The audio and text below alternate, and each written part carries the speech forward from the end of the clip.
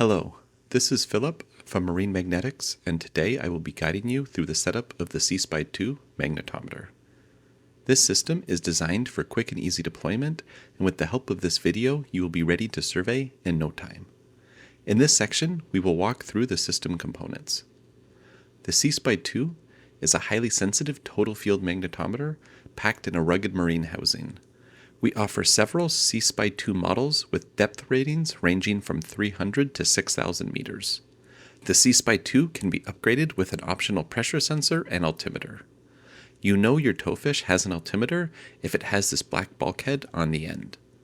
The standard altimeter that comes with the SeaSPY2 is a 200 kHz narrow beam echo sounder with a range of up to 60 meters. This is the isolation transceiver, which contains the topside electronics for the SeaSPY2. It bridges communication between the towfish and the computer, conditions the power, and in models built since 2023 includes an integrated GNSS receiver to ensure precise time synchronization. It should be noted that the isolation transceiver is splash-proof but not waterproof. This is the deck leader cable. It is typically 20 to 30 feet in length and is used to connect the tow cable to the isolation transceiver. Some systems may not use a deck leader cable, so the tow cable will connect directly to the isolation transceiver. It should be noted that the deck leader cable is not designed for underwater use or to withstand any towing force. This is the power cable. It delivers power to the towfish through the isolation transceiver. The system comes standard with a DC power supply that accepts 110 to 240 volts of AC power. The third ground prong must be used as it is critical for proper system function. An optional battery clip cable enables a standard 12 volt or 24 volt battery to be used as an alternate power source. This is the computer cable that connects the isolation transceiver to a laptop or PC through a USB connection, creating a virtual COM port. An optional RS-232 cable allows you to connect to the computer with a physical COM port instead. The fourth connector on the isolation transceiver is for an optional external GPS. Any GPS using an RS-232 cable can be used. This GPS will only be used for time synchronization of the towfish time to the GPS time. If an external GPS is not used, the time can be synced to the time of the isolation transceiver GPS, if included, or the computer time. Please note, this does not replace the survey GPS. Here, we have the SeaSPY2 tow cable, which is a high-strength shielded twisted paired cable that delivers both power to the mag and telemetry back to the surface. It can withstand loads of up to 1,000 pounds without sustaining damage and up to 6,000 pounds without breaking. Marine Magnetics offers a spool and hand winch to store and deploy this tow cable, or a third-party spool and winch can be used. Depending on the option selected when a SeaSPY2 system is purchased, yours may look slightly different than the system outlined here. If you are using your SeaSPY2 in a gradiometer configuration or with a side-scan sonar, please refer to the associated manuals or videos. In this section, I will guide you through setting up the SeaSPY2. You will see that this is a quick and easy deployment as the system was designed to be assembled without the use of tools. We will start by connecting the computer cable to the isolation transceiver and then to the computer. When connecting cables to the isolation transceiver, ensure that you are using the proper connectors by verifying that the pins on the male and female sides are the same. You will then line up the guide slot and gently push the connectors together. Finally, you can rotate the locking ring to secure the connection. Next, we will plug the AC adapter cable into the transceiver and then connect the other end to a power source. As previously mentioned, the system can also be powered from a battery using the optional battery clip cable. When the isolation transceiver is powered up, you will notice that the top power LED glows orange. When a SeaSPY2 is connected to the transceiver, this LED turns green. The middle LED is the communications LED. It will flash blue once the towfish is transmitting data. The bottom LED is the GPS lock LED. As you can see, it is currently flashing, which means the transceiver is searching for a GPS signal. When it gets a signal lock, it'll turn solid blue.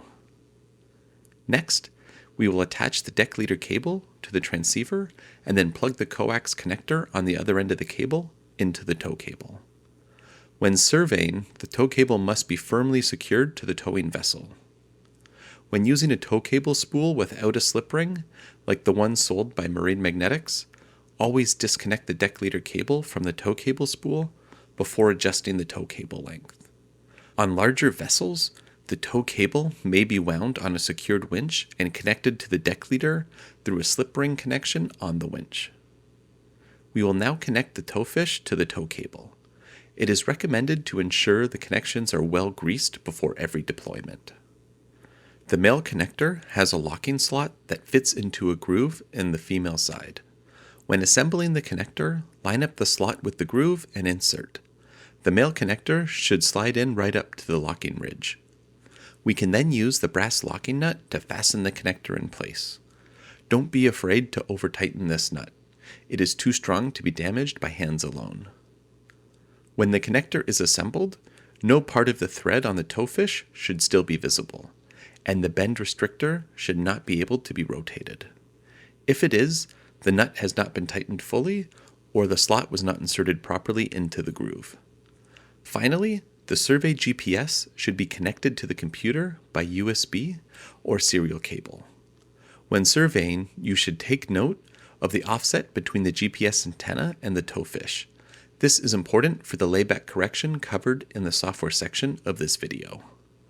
It is essential to note that when testing the magnetometer's response, it should be positioned away from all magnetic sources by at least a meter. The SeaSPY2 can now be deployed in the water. In this section, I will show you how to set up Marine Magnetics' free Bob software for data acquisition for surveying with the SeaSPY2 magnetometer. This software package is designed to enable the acquisition of marine magnetic data collected by Marine Magnetics magnetometers. You can also purchase the optional BAM module, which adds data processing and map creation workflows to Bob projects. If you don't have Bob installed, it can be downloaded from the Marine Magnetics website. You must start a new survey in Bob to begin collecting magnetic data from the SeaSPY2. First, you will select the SeaSPY/Explorer option from the Select Mag Type dropdown, and then indicate if your magnetometer has an altimeter. You will then need to enter a survey name at a minimum, but you can also enter optional details like location, surveyor, and notes. Next can then be clicked to go to the Connect GPS screen. This dialog allows you to connect to a survey GPS that is connected to your computer. You will then select the COM port that the GPS is using. If you do not know the COM port that your GPS and SeaSPY are using, you can simply open the Device Manager from your computer's control panel. Here, we can look under the Ports section and see which COM ports is our GPS and which COM port is the SeaSPY2. If your magnetometer and GPS are not showing up here, please check that they are powered and connected to your computer. Now that we have selected our COM port, we must also select the baud rate of the GPS, which will be specific to your GPS model. You can then click Connect. If the GPS is functioning correctly, you will see the data streaming in the command window. We will then hit Next to go to the Connect Mag screen. We will first select the COM port for the SeaSPY2. This is the virtual COM port that was created when the isolation transceiver is connected to the computer. We will then select the baud rate. It should already be set, but the isolation transceiver's baud rate is 115,200. Then we will hit Connect. If everything is working correctly, you should now see messages from the magnetometer. There are several messages including the transceiver serial number, firmware version, mag time, and serial number. We can also set the sampling rate of the SeaSPY2. By default, this is 2 Hz. We can now test the mag response by clicking the Test Sampling toggle. If everything is working correctly, you will see the data stream coming in from the SeaSPY2. You should also look at the status indicators to determine if the signal strength from the sensor is low, the magnetic gradient is too high, or a leak is detected. A green status means that there are no issues, but a yellow or red status means that an issue needs to be addressed. We can now turn test sampling off and click Next to go to the Sync and Confirm window.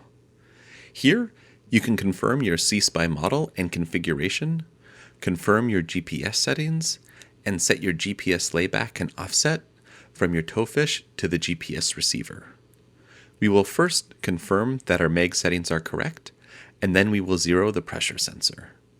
To do this, you will want to have your SeaSPY in the water floating at the surface, as the temperature needs to be that of the water. Once the SeaSPY has had a couple of minutes to adjust to the water temperature, we can then hit zero depth sensor to zero the depth sensor. Finally, we will check the time synchronization between the SeaSPY2 and our reference clock. We advise syncing the mag to the GPS, as this will be the most accurate option. You are now ready to survey, so we can hit Done.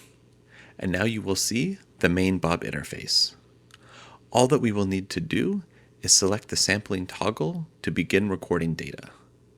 To learn more about survey planning or best survey practices, be sure to read the Bob manual on marinemagnetics.com and watch the related videos on our YouTube channel. Good luck on your survey.